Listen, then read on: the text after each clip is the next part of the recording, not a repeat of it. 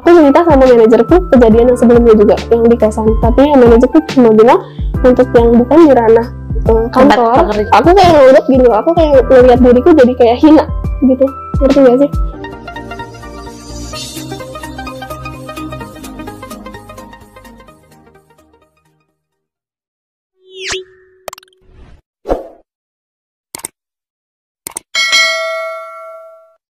Oke, baik. Tema kali ini kita bakal bincang-bincang tentang rape victim. Jadi ada seorang perempuan. Oke, langsung aja ya kita bincang-bincang. Halo. Halo. Aduh, kok serem banget sih. Ya ampun, ceritanya agak-agak gimana ya? Gimana bisa kejadian saat itu gitu? Memang sebelumnya kamu nggak mencium aroma-aroma kecurigaan gitu sama nih orang? Mungkin ada treatmentnya ke kamu atau gimana? Jadi waktu itu aku umur 19 tahun. 19 tahun udah kerja? Lulus sekolah SMA. Langsung kerja? Ya, tapi posisinya sebelum aku masuk ke kerjaan itu, aku habis patah hati. Galau. Ya kan? Oke, maksudnya dalam artian pacaran, ya pacaran itu masih tahap wajar kalau aku bilang. Sampai akhirnya aku putus, aku galau. Itu benar-benar kayak fase kayak aku ngerasain galau loh gitu loh, yang tadinya kayak oh aku udah nemuin sosok yang bener nih, tapi ternyata diputusin karena alasan aku terlalu baik. Itu alasan yang nggak bisa diterima dong sama kita perempuan ya. Kalau lu selingkuh lebih jelas, ya kan? Kalau selingkuh silakan lah gitu. Ya kalau tiba-tiba kamu terlalu baik kan abu-abu banget ya alasannya. Ada apa? Di situ beneran aku kayak bingung, maksudnya dalam artian sedih, harusnya jadi perempuan yang gimana gitu kan. Alasannya aku masuk ke kerjaan ini karena satu mall sama mantan aku ada di sana, satu mall doang. Berharap lo bisa ketemu lagi sama itu cowok. Iya, tujuannya itu. Terus ya udah, akhirnya aku masuklah ke kerjaan ini. Aku ingat itu bulan Juli tanggal 7 2011. Di situ ya banyak orang ngetim kan. Posisinya ada temanku yang temen SD lah, temen kecil aku yang referensi kamu untuk kerja di situ, perempuan dia. Dan aku ketemu sama sosok supervisor ada 2. Ternyata yang ngeklop ngobrol sama kita ini ada yang satu orang nih. Kalau aku denger nama yang kayak dia aja aku nggak bisa gitu. Terus ya udah aku kenal sama dia, awalnya dia tuh baik, kayak abang-abangan gitu, sosok yang lebih dewasa, dia bisa ngobrol apa aja. Oh kayaknya nyambung deh nih, maksudnya asik buat ngobrol. Kenal sama dia seminggu tuh, dia baik. Kejadian pertama itu tiba-tiba aku lagi libur, hari liburku. Aku libur itu aku nganterin kakakku kerja. Habis aku nganterin kerja, aku muter-muter lah, bingung mau ke rumah, orang aku libur. Aku datang ke kosannya dia, biasa aja, bener-bener yang udah kita ngobrol. Awalnya itu kayak pandangannya dia tuh pinter loh, aku ngeliatnya gitu, kayak aku ajakin ngobrol, ya dia kayak dewasa banget deh gitu. Jadi kayak oh dia baik gitu kan. Akhirnya malamnya sampai kejadian ya kejadiannya itu pas besokannya. Jadi aku tuh pas lagi mau jalan kondangan itu kan aku jemput dia, ada barang aku yang ketinggalan di kosannya.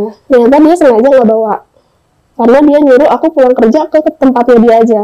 Akhirnya aku ikut dia ke tempat kerjaan ke kosannya, dan tiba-tiba ya udah langsung kejadian.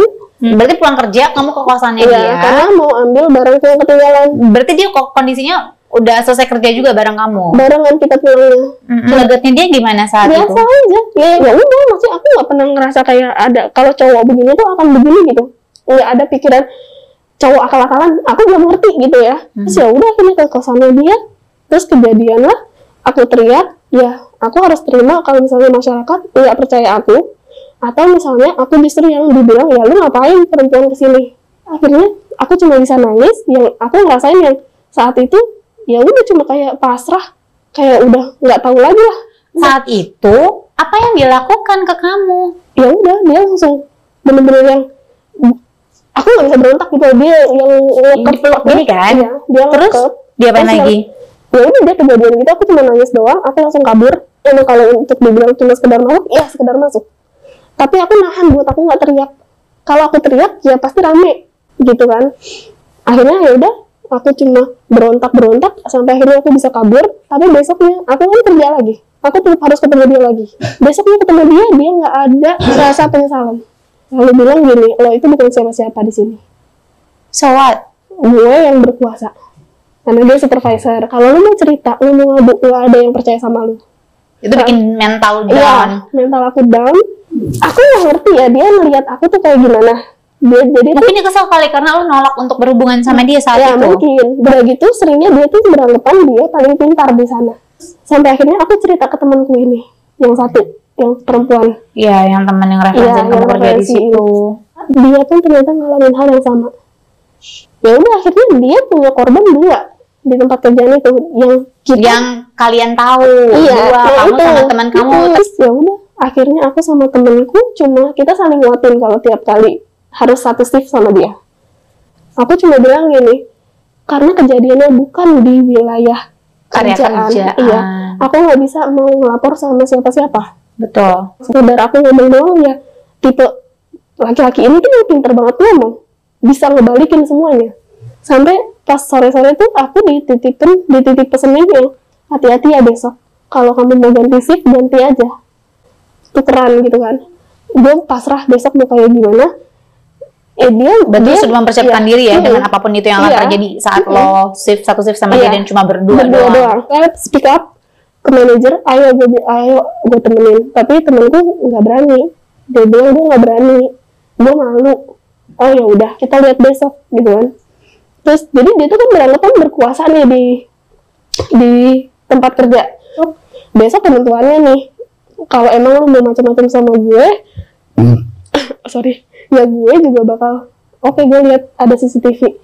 Hari itu aku pun juga kayak ngejebak dia, iya ngejebak, karena aku mau selesai, ya kan? Aku paginya dateng, bener lah, itu aku baru datang baru nyampe udah langsung ditarik. Aku berontak, tapi aku beranggapan oh yaudah ini CCTV ini nyala, biar ini jadi bukti. Dan dia cuma bilang gini, lo abis lo sama gue, kita sampai siang berdua doang. Pas setelah itu aku ganti baju, kejadian lah dia juga ngelakuin hal yang sama. Masa perlakuan apa lagi? Dicubit lah, kayak gitu, jadi kayak emang orang sakit. Aneh banget ya. Maunya dinyiksa. Maunya apa sih? Dan di situ aku berontak, iya, tapi aku kayak bilang oh ya udah, aku kayak nganggap gini, aku kayak ngeliat diriku jadi kayak hina gitu, ngerti gak sih? Iya. Gue udah begini ya udah sekalian, ini 2 minggu dari kejadian yang pertama itu kan, tapi ini selesai dan aku keluar langsung. Sampai selesai tuh dia, sampai dia Iya. keluar. Iya, udah kejadian di loker itu ya aku yang cuma berharap udah ini rekaman ini yang aku jadiin bukti. Abis aku keluar dari loker itu nggak selesai sampai di situ. Dia bilang gini, jangan pernah ngelihat muka gue dengan tatapan kayak gitu. Aku ngeliat dia dengan tatapan jijik gimana sih? Aku cuma beranggapan gini, cepet siang kayak temen aku cepet datang, manajer aku cepet datang, aku bongkar nih semuanya gitu. So, lari ke depan dan aku nggak mau masuk lagi sampai manajer aku datang. Akhirnya kebuka lah.